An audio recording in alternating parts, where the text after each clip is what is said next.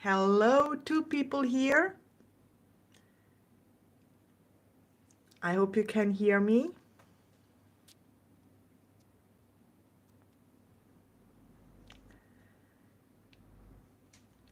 I will wait until some other people come. How are you? Did you have a great holidays? 4 people right now, very punctual. Thank you for being here. We are about to start. Today is going to be a rather short class, the last class, or more or less. Let's say this is going to be the last class, the last live class, and then I will probably release a final video showing you the finished project.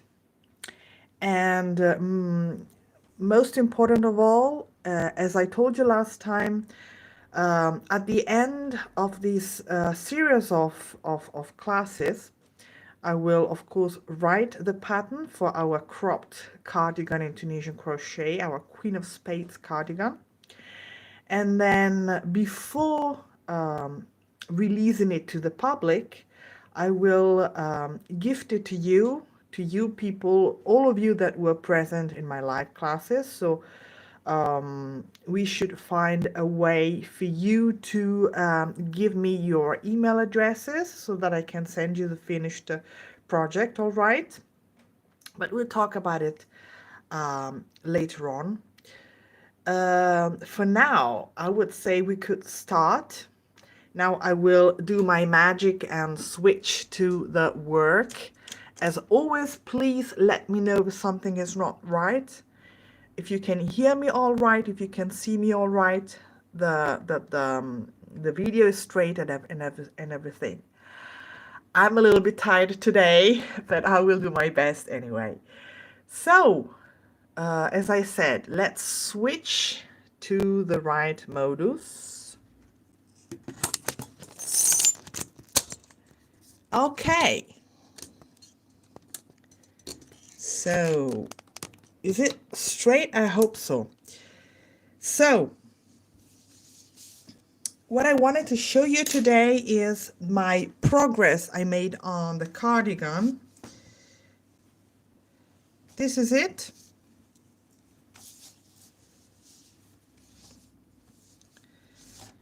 As you can see, I have closed the armholes here.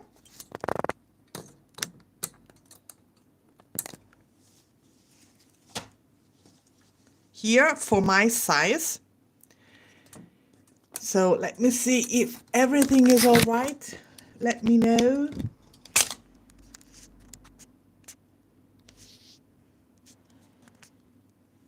So this is my project. I went ahead. I closed the yoke at row 49 for my size, which is an XL or double XL.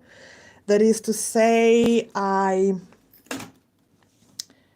have here in the width, so from the closed underarm here, from one underarm to the other, for my size, I measure about 52 centimeters for a size XL. Okay, so now I calculated that from size S, small, to size extra large, my size.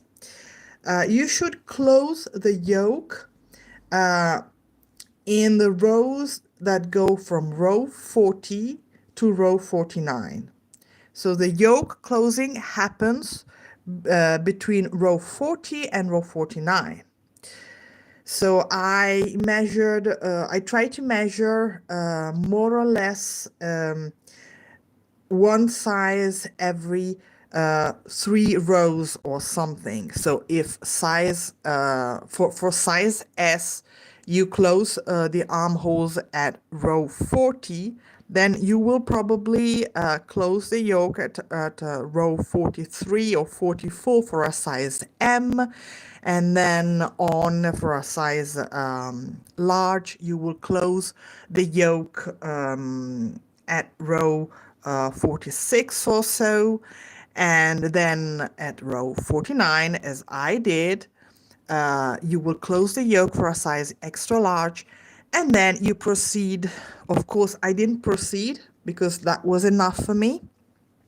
Okay, so if you have gone ahead with your work and you have already closed the yoke or not, I don't know, let me know how it went.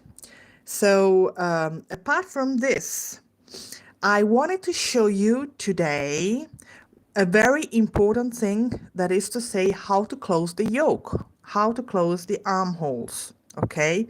And in order to do so, since I have already gone ahead with my work and I didn't want to go back and undo all of the rows I worked since I closed the yoke, I thought it would be a good idea to show it to you with my other project you probably know I'm doing, which is this one. That is to say, the sweater, the Queen of Spades sweater, which is done in exactly the same way, but it is not open. It is a sweater. It's not a cardigan. And I'm working it in the round, so with 2 colors. But the method for closing the armholes is the very same method. Okay, so now I will show it to you. I hope you can all hear me and you are all present, because I cannot see any comments from you. Anyway, let's see. So let's take my sweater here. I have gone ahead and worked. Now I will show you. So here I am. As you can see, I'll take this off because it is a little bit of a nuisance. So this is the sweater, okay? Now I have worked until here. Let's say this is the front side, or let's say this is the back side of your cardigan, so you have no differences at all, if you can see it. So I've worked here as normally, okay, and then I have come to the point to my first sleeve, let's say, or to the last sleeve in this case, because this is the back for you. So what I do is I work according to the pattern until my strip of 3 simple stitches here. Okay, so wait.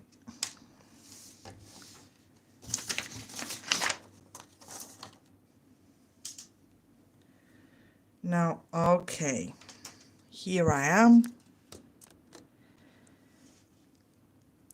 So let's say this is all one sleeve, from one strip of 3 simple stitches to the next strip of 3 simple stitches. This is a sleeve, okay? This is an arm. So what we do is we work the first of 3 simple stitches as a simple stitch here. Okay, then we have our middle simple stitch of 3, so we unite and form the sleeve, let's say, opening here, and we hold it together with our fingers. So we skip all of the stitches that form the armhole, and we go directly to the next strip of 3 simple stitches, and we go insert the hook as for a Tunisian simple stitch in the middle simple stitch of 3 as well. So here,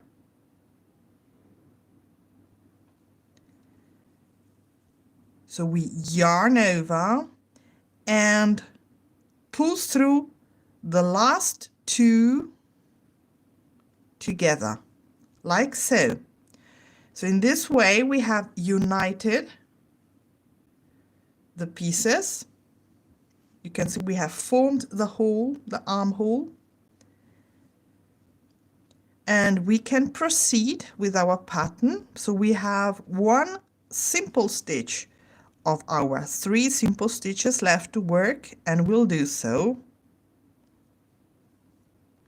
And then we proceed with our leaf motif.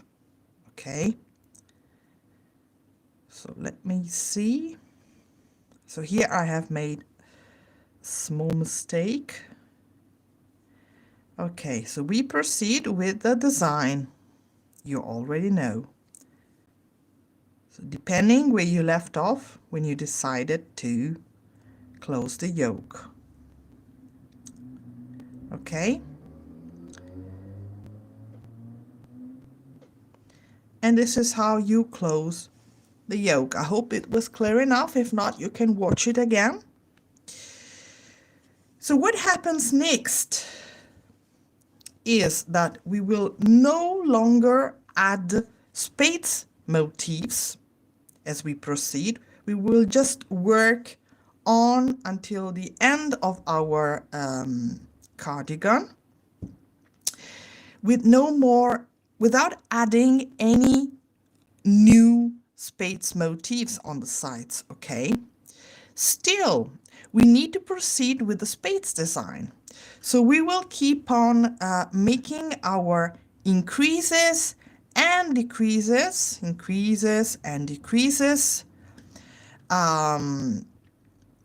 on until the end of the bottom of the cardigan, so as to keep to maintain the spades design. Okay,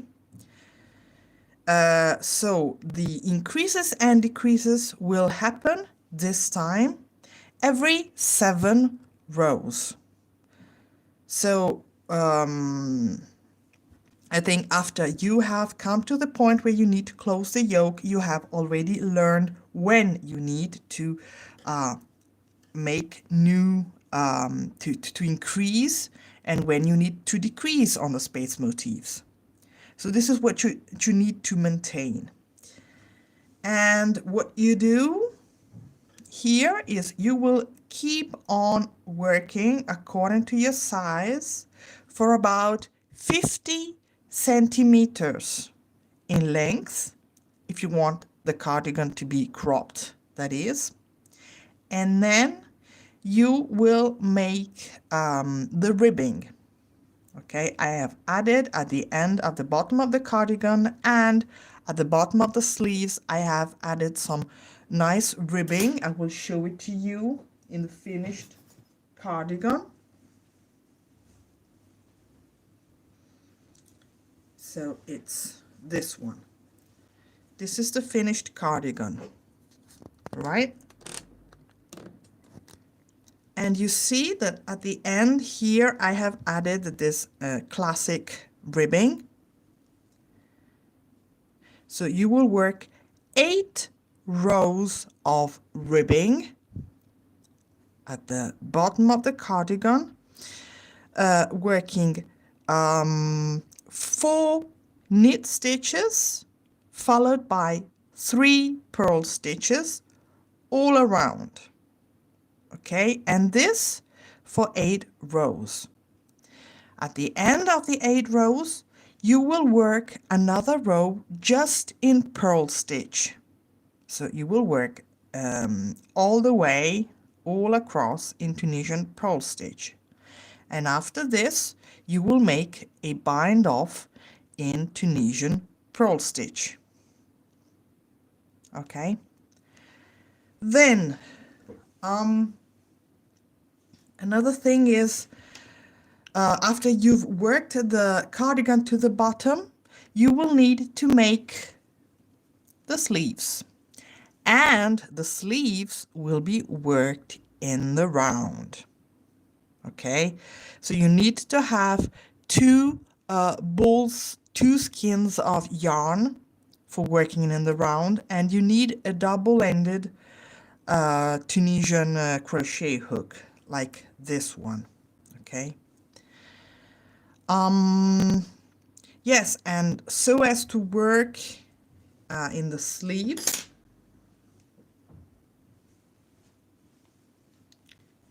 here. So let's pretend, so this is the part I have added later on here. So as you see, you cannot see any differences. So what I do usually is that I attach yarn right at the underarm of one sleeve, and then I proceed with my Spades motif, working stitches as I find them, and also depending on which point I am of the Spades design. So if, let's say in this case, I was here, so I had just finished one Spades design and I was in the middle of another one, of the next one. So I just worked, for example, I began probably with two simple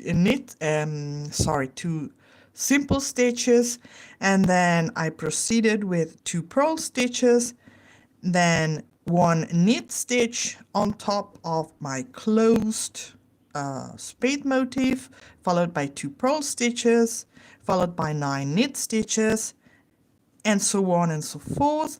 And as you know, when working Tunisian crochet in the round, and if you don't know, I have a video for it.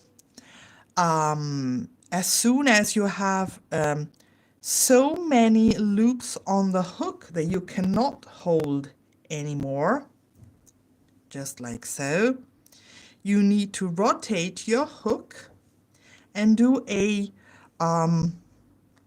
partial return pass.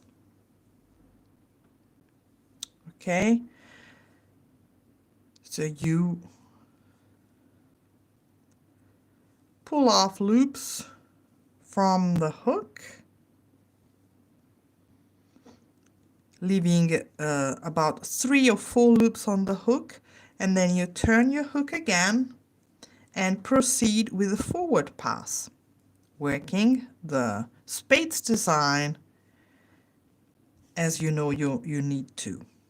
Okay, so for the short sleeves of the cropped cardigan, I have worked 12 rows in Spades motif, and at the end of these 12 rows I have worked a row in Tunisian simple stitch, but I made a decrease every 2 stitches. Okay, so as to have let's say a tighter finish on the short sleeves. And then after this I made a ribbing that's exactly like the one at the bottom of the cardigan, but instead of 8 rows I worked only 6 rows of ribbing, that is to say 4 knit stitches plus 3 purl stitches all around for 6 rows. And then at the end of these 6 rows I made a bind off in purl stitch. And if you don't know how this is made, I will show it here. So let's pretend I am at the end of my last worked row. So before I can bind off, I need to, just in this case, to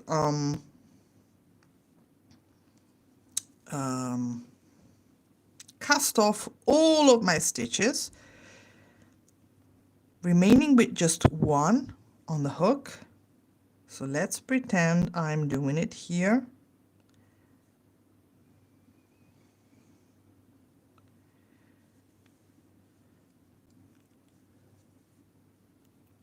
Okay, so now I have just one loop, and then I began to make my bind off, and now I will show you how to bind off in purl stitch. It is very easy. So usually when you bind off in a regular bind off is made in Tunisian simple stitch, let's say. So usually you go with the hook under the first vertical bar, yarn over, pull through that vertical bar and the loop on the hook. Okay, and this is how you proceed until the end of the round or of the row. Okay, so making a slip stitch in a way. But a bind off in Tunisian purl stitch is made like this, very simply. You prepare for a Tunisian purl stitch, so you bring the yarn to the front of the hook, then you go under the first or the next vertical bar, then you bring the yarn to the front, yarn over, and pull through both loops on the hook, as if for a slip stitch, and this is how you proceed. This is how you make the bind off in Tunisian purl stitch, and this is how you make the bind off in every Tunisian stitch. Okay, I like to bind off in purl stitch because it helps furthermore to reduce the infamous curling in Tunisian crochet. Okay, but you can do the bind off virtually with every stitch in Tunisian crochet, and this is how you do it around, and this is what you have to do both for the bottom of the cardigan and for the sleeves. So I think this is all. Let's see if I can do the magic again and look at you. Yes.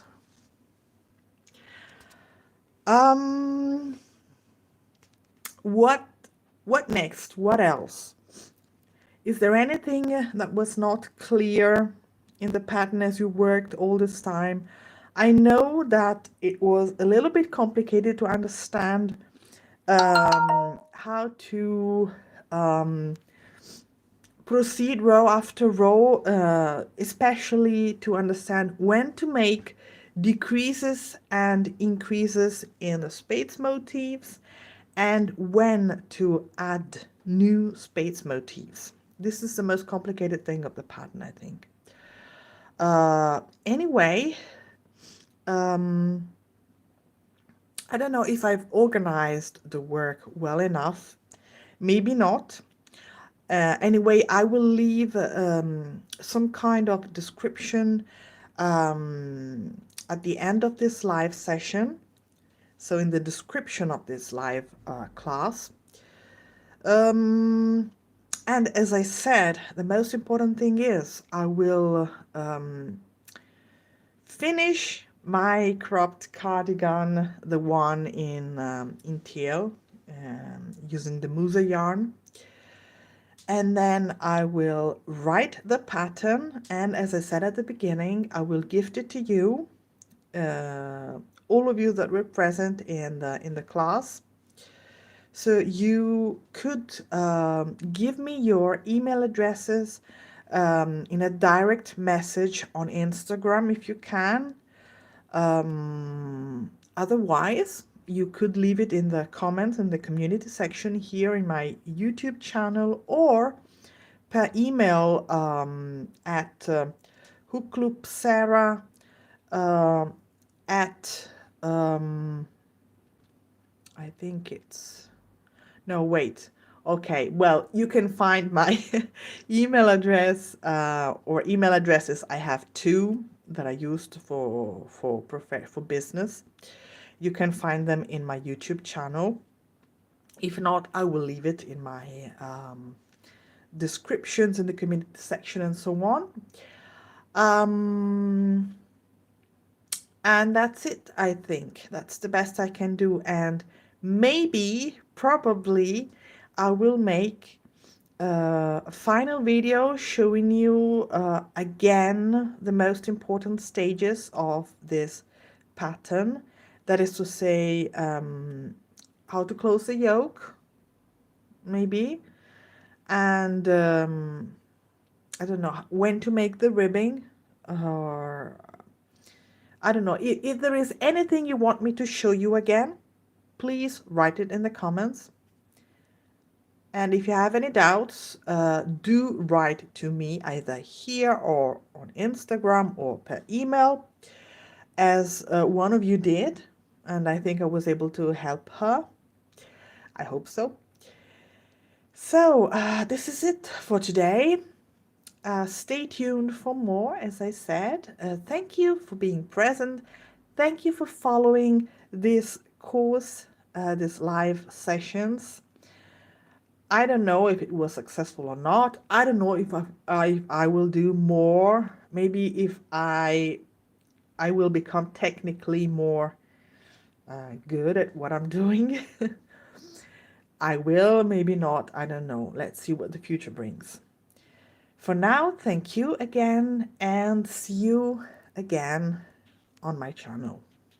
Bye-bye.